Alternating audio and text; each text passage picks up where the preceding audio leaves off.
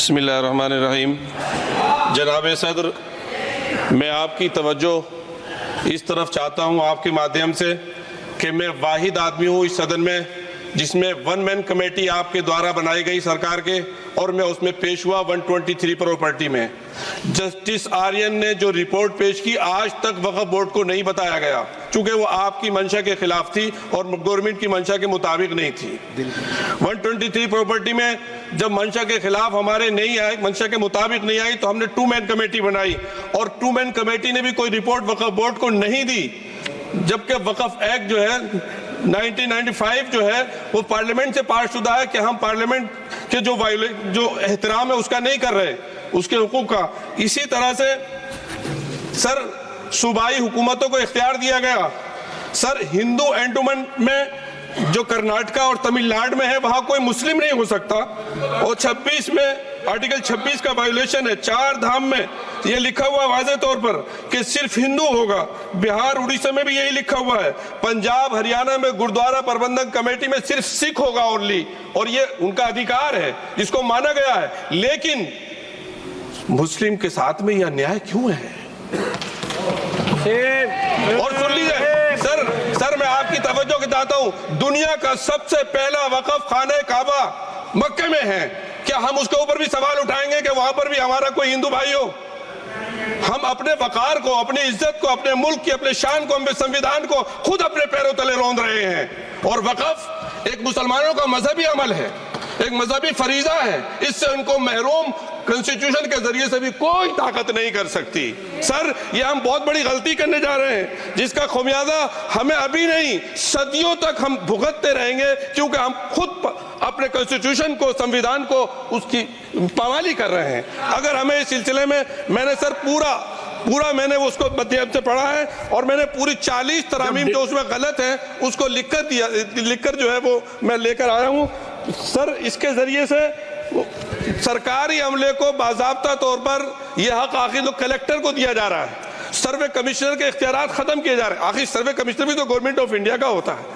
Sir ऐसे कैसे कर सकते हैं हम?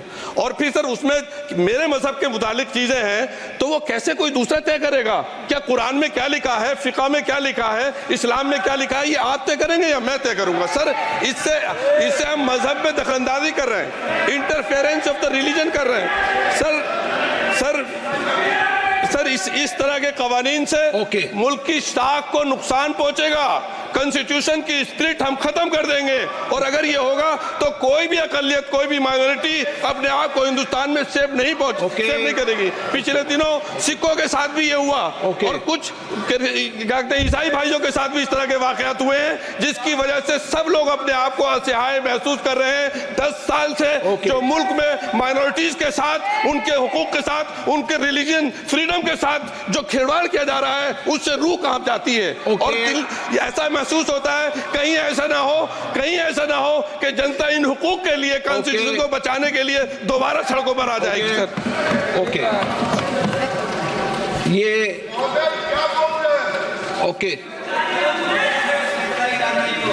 रूल 72 के तहत ये विषय है, इसलिए मेरा आपसे आग्रह, समर्थकों के लिए बिल लेके आए। मैं इससे आग्रह करता हूं कि संक्षिप्त में अपनी बात को रखें। श्री सुदीप बंदोपाध्याय, आपका number. Sir, I will be brief. My constituency is City Kolkata. I have huge number of Muslims and full of Waqf properties and everything. I am little aware. I will speak only few points that it is a violative of Article 14, which is equality before law. It is unconstitutional due to violation of Article 25 and 26 of the Constitution, which talks about right to freedom of religion. It is opposing that right. It is against federalism, as land as stated, the 7th schedule of the Constitution is a state subject.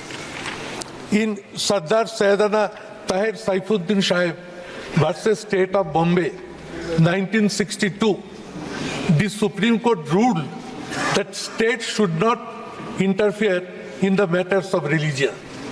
This bill is divisive. The bill is anti-constitutional The bill is anti-federal. सुन पा रहे हैं? Therefore, I strongly जो object विपक्ष के चेहरे हैं वो बिल्कुल introduction of असंवैधानिक बता रहे। कांग्रेस सांसद इससे पहले बोल रहे थे, उससे पहले समाजवादी पार्टी के सांसद ने कहा कि ये ढांचे पर, संघीय जो ढांचा है उस पर हमला है। और अभी आप सुन रहे हैं टीएमसी सांसद को, वो भी कह रहे हैं कि ये बिल संघीय ढांचे पर हमला है। टीएमसी ने भी संशोधन बिल जो ये लाया जा रहा है उस पर सवाल खड़े किए हैं। When we came back to the parliament, many of the members took their oath with the constitution in hand. That was to protect the constitution, to imply that the constitution is supreme and it has to be protected. But today,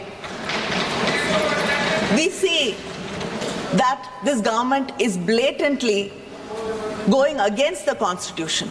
This bill is just not against the constitution, it's against federalism, it's against a religious minority, it is तो against human Kanimozhi beings. को आप यहाँ पर सुन रहे हैं जो ये कह रही हैं कि ये कॉन्स्टिट्यूशन के खिलाफ दरअसल सरकार जा रही है। आपने देखा कि देखिए जिस तरह के आसार पहले ही बन रहे थे, जब टेबल करने की इसको बात ही हुई तभी से ही तमाम जो मुस्लिम समाज से लेकर, मुस्लिम नेता से लेकर विपक्ष की जो आप आवाज यहाँ पर सुन रहे हैं वो विरोध इसका कर ही रहे थे। और अभी यहाँ पर देखिए सीधा सीधा ये बोल दिया कि उसमें बदलाव करने की कोशिश दरअसल सरकार की ओर से हो रही है।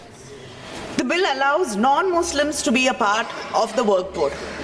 Like many people here have raised a question that will it be possible for a Muslim or a Christian to be part of the board which manages a Hindu temple? देखिए ये सवाल खड़े कर रहे हैं कि ये जो Would you बिल है allow जो टेबल that? किया जा रहा है इसमें गैर मुस्लिमों को भी शामिल करने की बात है, और क्या क्रिश्चियंस को और मुस्लिमों को किसी हिंदू बोर्ड में हिस्सा बनाया जाएगा, ये सवाल कर रही है Kanimozhi. No. But then, why should somebody who does not believe in a particular religion have the right to make decisions on behalf of that ये भी religion? कह रही है कि जो एक धर्म को बिलोंग नहीं करता है, उस धर्म से जुड़ा हुआ नहीं है, वो कैसे ये निर्णय का हिस्सा बन सकता है। वक्फ बोर्ड में जो जगह दी जा रही है गैर मुस्लिमों को, उस पे कह रही है कनिमोई जी कि ये जो लोग हिस्सा भी नहीं है उस धर्म का, वो कैसे ये निर्णय ले सकते हैं, ये शक्तियां उन्हें क्यों दी जा रही हैं, ये असंवैधानिक है, असंसदीय है। Their own institutions. You're bringing others, now you're giving the right to decide whether the property belongs to the government or the work board, the collectors, and then another committee above them will be deciding whether the तो land Kanimozhi का ये or the कहना है कि property आप दरअसल belongs वो to जो the उनके अधिकार हैं उनको शिफ्ट कर रहे हैं, उनके ऊपर एक और जो कमेटी है उसको आप बिठाने की और उसको जो सारी शक्तियां हैं वो देने की यहाँ पर बात कर रहे हैं, जबकि मामला इससे ठीक उलट है। मामला अगर हम देखें तो यहाँ पर एक ट्रांसपेरेंसी जो है वो इसके जरिए कहीं ना कहीं सरकार लाने की कोशिश कर रही है, लेकिन उसी चीज पर सवाल उठा रही है Kanimozhi. and they discover that it was a temple before this, and then there is hate, division, issues among the people of the country. Kanimozhi का ये कहना है कि ये सिर्फ नफरत फैलाने के लिए किया जा रहा है, लोगों को बांटने के लिए किया जा रहा है, और ये फैसला सही नहीं है। ये भी कह रही हैं कि इससे पहले भी आप टीएमसी सांसद, सपा सांसद सबको सुन चुके हैं, और सभी जो इंडी गठबंधन के अलग अलग दल हैं वो विरोध ही करते दिखाई दे रहे हैं।